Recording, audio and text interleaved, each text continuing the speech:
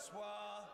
Mr. Speaker, Prime Minister, there is one thing on which we can all agree, which is that when we come to vote on this in 2 weeks' time, this will be about the most important thing that those of us in this House will ever vote upon in our entire lives. Now, the Sun and the Telegraph this morning described this deal as a surrender. Daily Mail doesn't. I'm afraid it is. No sooner is the ink dry than the Spanish are after Gibraltar and the French are after our fish. They're not. It's not what Gibraltar. Prime Minister. Order. Sit down. Order.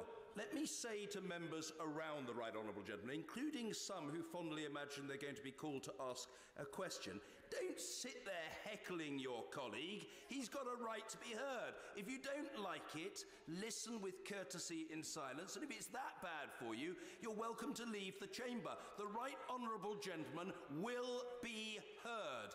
Amen. End of subject. Mark Francois. Thank you, Mr. Speaker. The Prime Minister and the whole House knows the mathematics.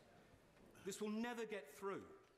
And even if it did, which it won't, the DUP on who we rely for a majority have said they would then review the confidence and supply agreement. So it's as dead as a dodo. Prime Minister, I plead with you. The House of Commons has never, ever surrendered to anybody, and it won't start now. Hear, hear.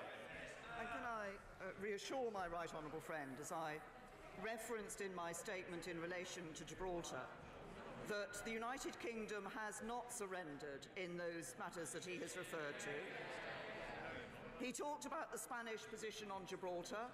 The Spanish have always had that position on Gibraltar. He talked about the French wanting our fish. As he will know, French fishermen have long been wanting and fish in our waters. What they did want to do in the political declaration was to link that access to our waters to our access to markets in relation to trade. We resisted that. We continued resisting that, and we resisted it in the document itself. And we will continue to resist that and continue on Gibraltar to stand by the people of Gibraltar.